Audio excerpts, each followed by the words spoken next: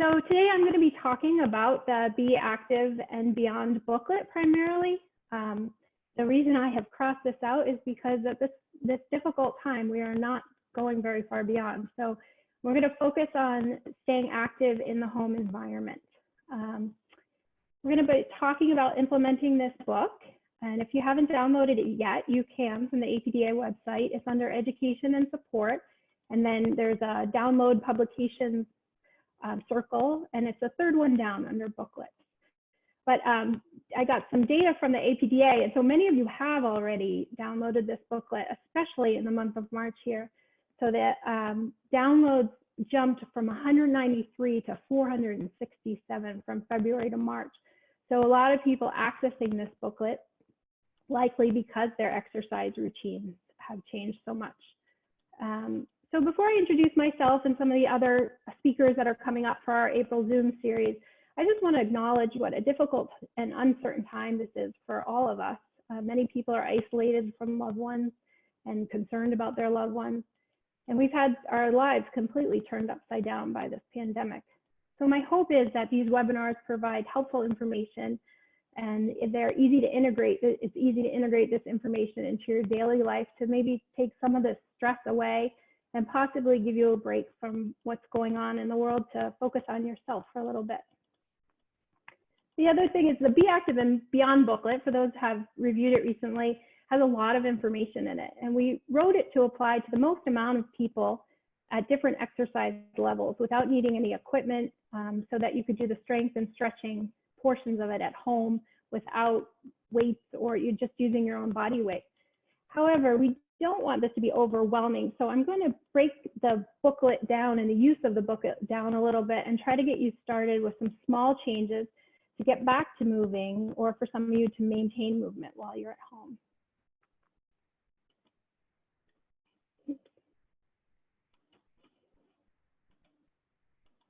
Okay, so to introduce myself, I'm a physical therapist for those who I don't know, and I work at the Center for Neuro Rehab at Boston University, where we provide both clinical care and we do research related to exercise in people with Parkinson's. Our director is Dr. Tami DeAngelis, who will actually be speaking in the coming weeks as well with Dr. Rebecca Gilbert. I'll quickly introduce the rest of our team here. We have Christine Colon-Semenza. She will be speaking next week. We have Teresa Baker and Tim Nordahl. We also have joining us is Jenna Zajac, who will be helping moderate our questions as well on this call. So some of the upcoming sessions I just want to highlight. The 15th is Christina's presentation, and she's going to provide some really helpful tips on how to stay motivated during this time. And then on the 22nd, Teresa is going to help us set up our home environment for safe and effective exercise. So there'll be that cue, that special place for you to get your exercise done. And on the 30th, Tim Nordahl is going to present on walking, how to start walking, something that we can, for the most part, all do right now. Okay. So one of the first things we do as physical therapists when we're helping someone develop an exercise program is to identify barriers to participating in a program. So this is such a unique time because some of those barriers that we commonly hear about have now been removed, and then new ones have been added. And interestingly, most often people identify time as the biggest barrier to completing exercise. And now it seems that we have the time, or we have more time available to us, but we're stressed and distracted. And we're also out of our routines and habits that often help us stay on track. So the other thought is we may have too much time. We don't have structure in our day. So even now that the barrier of time has been removed, we have too much free time, and there's more of the, oh, I'll do it later, and then later turns into not doing it at all. So these are some important things to consider when you're trying to start out an exercise program at home, is that we've lost a lot of the structure to our day and the routine to our normal day. The other key factor in barriers here is that so many people rely on the social piece of exercise to help motivate them. So going to a class, interacting with the teacher, getting support from the other participants in the class is a real huge factor for many people for exercising. It's a huge motivator. So now that we're removed from that, it can be very difficult to have the same interest in exercise at home. So looking at the Be Active, I wanted to start here with the guidelines that are on the left. And this is a lot of information, and we've compiled information from different resources, as you can see. And it's important information, but given these times we're in, I want to take a step back from this and try to consolidate and focus on really where to get started. I think this could be overwhelming to read this and look, particularly that endurance section, to read that and really start implementing an exercise program right away. So in the next few slides, I'm going to break it down and just give you where to get started, something simple, how to focus on getting started. We'll also discuss some virtual classes and see if that might be something, you could find something that you'd be interested in. So as you start to develop a small, attainable habit, an exercise habit, we want to focus on quality and consistency.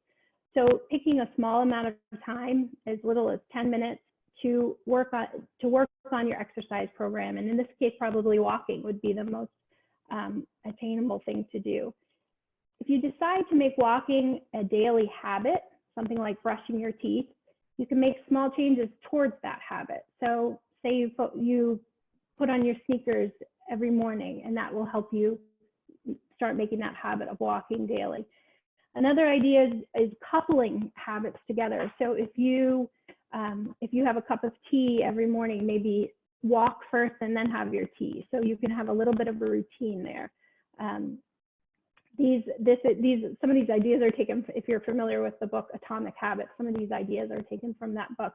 But the idea is of just starting out small and slowly trying to build in that consistency. So doing it daily and also focusing on quality. So when I talk about focusing on quality for walking, you want to think about in these short walks that you might take, focus on taking bigger steps, focus on working a little bit on your speed or your posture. So finding one thing to focus on it to improve the walking in a smaller time frame can help it make it a little bit less overwhelming.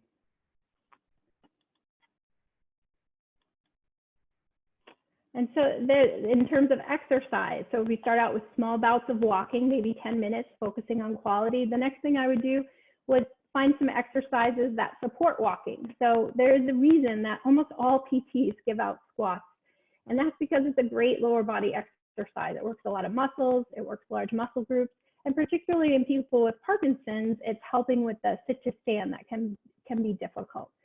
So we're starting here with a level 1 exercise. You'll see in that squat. There are other levels in this book as well.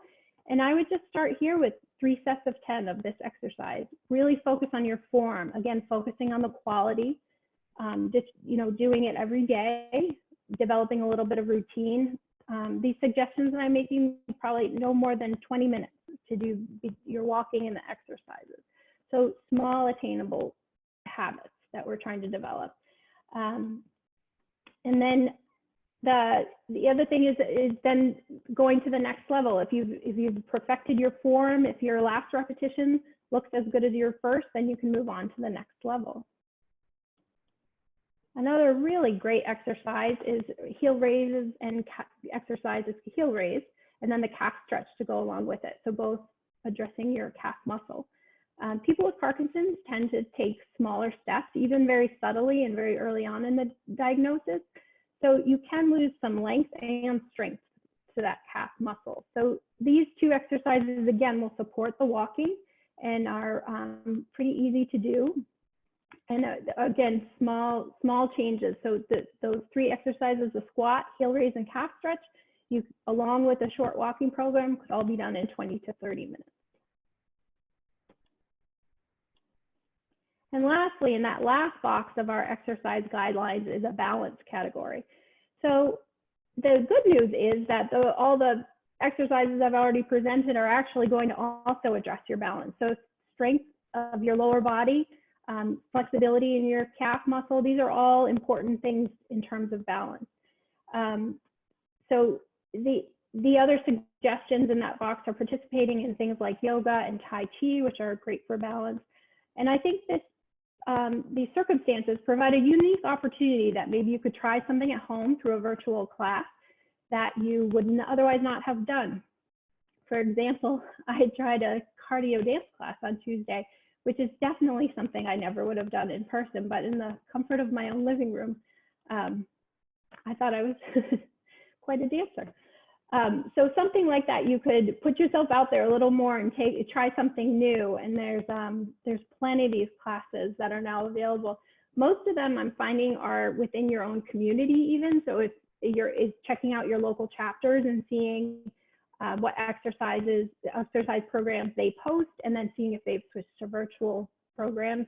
We've been collecting information on these virtual classes, so you can email or call us, and we could also provide information on where to access them.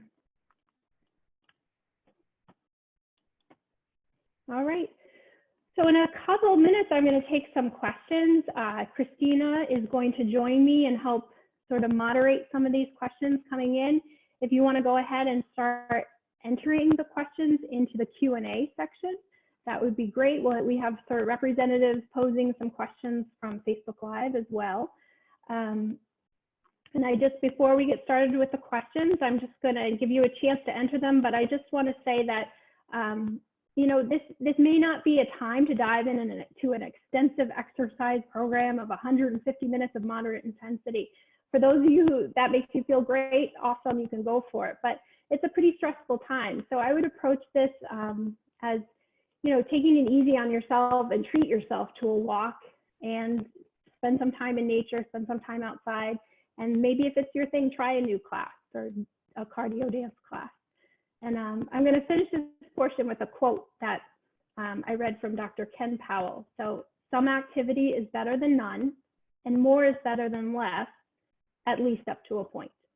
So just keeping that in mind, just trying to keep moving, trying to get through this time, trying to keep your body moving so that when this is over, or we're transitioning to a different stay-at-home type of situation, you're ready to get back to your classes. So sort of priming yourself to get right back to it when the time comes. Okay, so now we'll take some questions. Christina. Yes, hi everyone. Hi. And Tami, thank you so much for all of that information. So we have a couple of questions that were sent in via email. So one of them was that I was doing boxing and spinning classes 2 to 3 times a week before my gym was closed, and I haven't been able to get the intensity from walking outside that I used to get from those classes. Is there another way to get this intensity at home? Oh, that's a great question. So yeah, some of the things that I was just suggesting aren't necessarily high intensity. So if you want to maintain a higher intensity that you've been doing, there are some online classes. I think Jenna can post a link to a Good Housekeeping article, just came back out in the last few weeks, summarizing free online streaming classes. And those are from places like the YMCA, but also if people are familiar with the Franchise Orange series, sort of some higher intensity activities. So there are a lot of options. If burpees and mountain climbers and jumping jacks are your thing, you could find some online classes that you'll get that high intensity or high intensity interval training is another thing that's available. So I would say the best resource are some of those free online streaming classes, and we'll provide the link. I see that she just provided the link. So yes. Okay, great. Thank you, Tami. So Dilip is writing in that he's feeling an increasing sense of weakness when he walks. Is there anything that he can do? Yeah, so that is, you know, aside from not exercising as much, there's exercise and physical activity are sort of two distinct things. So physical activity I would define as what you're doing when you're not exercising and you're not sitting. So just our cumulative steps and movement throughout the day. And so I would guess for Dylan, maybe that is because you're just overall moving less.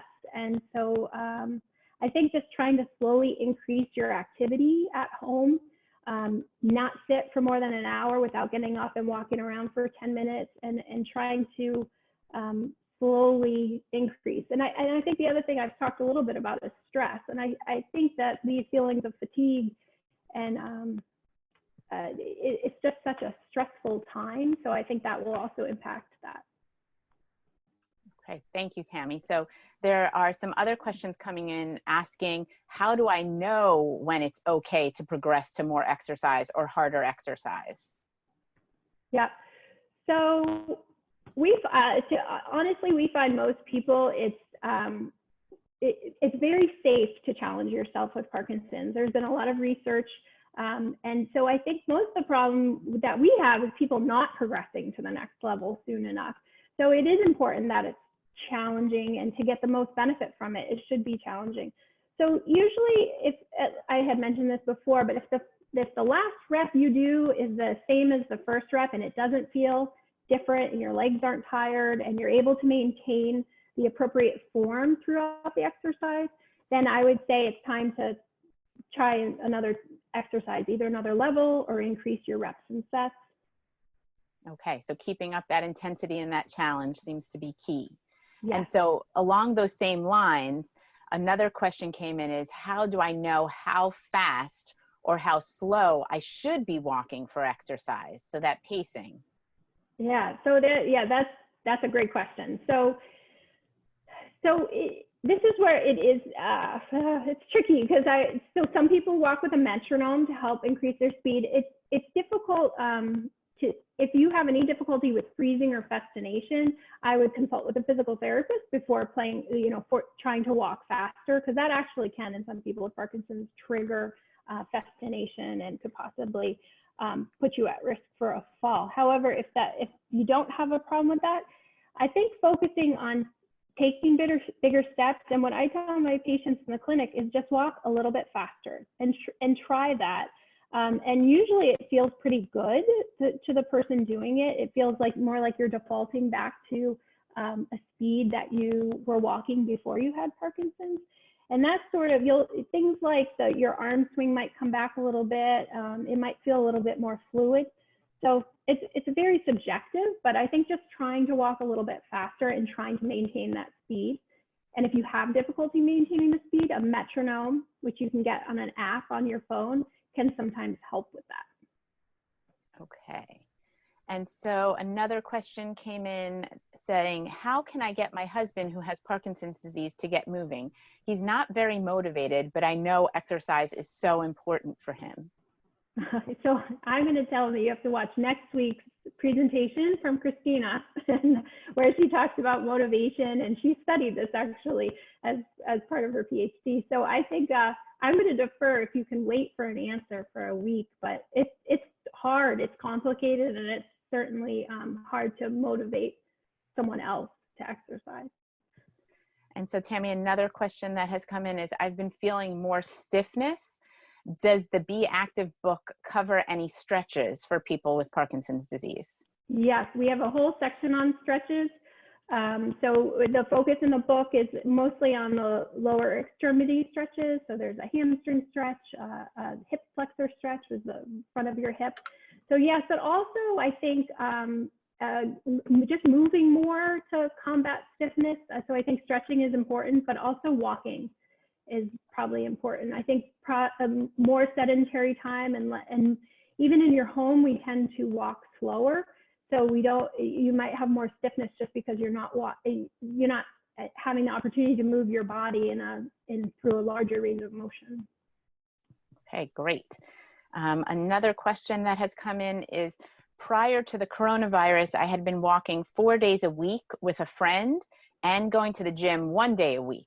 And I was feeling great. It sounds like that was a great program this person had. And am I going to lose all of the progress that I made now that I've been off of my program for a few weeks? So that seems like a real concern probably a lot of people have.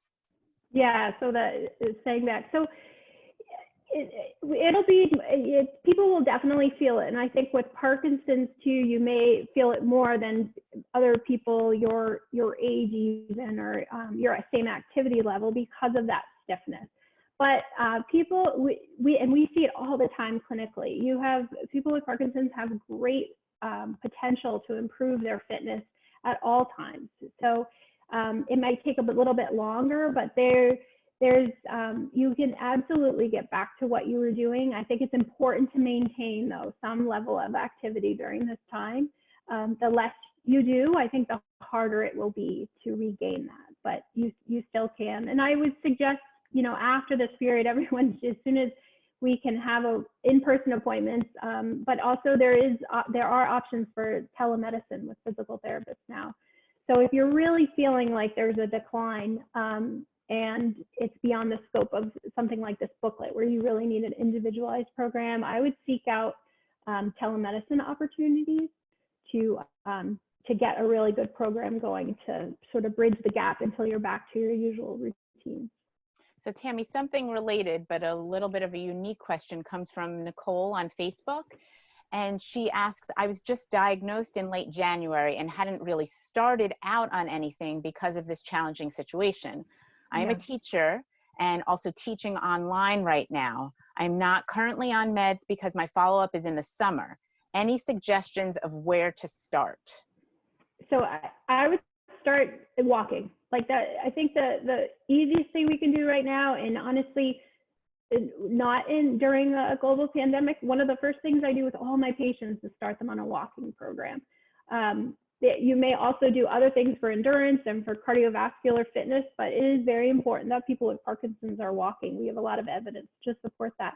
So for Andrea, did you say your name was? No, Andrea? it was Nicole. Nicole, sorry, Nicole. Yep.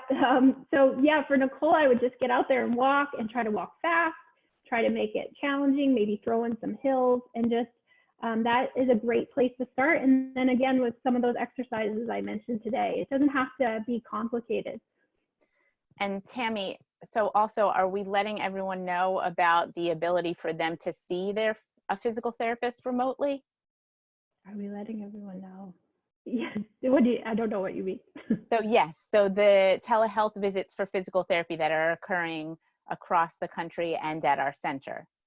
Yes, yeah. So at Boston University, Center for Neuro Rehab is providing telehealth visits, and I think if you have a regular therapist where you live, we've got a ton of calls from people on the call, I believe from Georgia, Connecticut. You can find that. We'll also have information for you through our APDA Rehab Resource Center.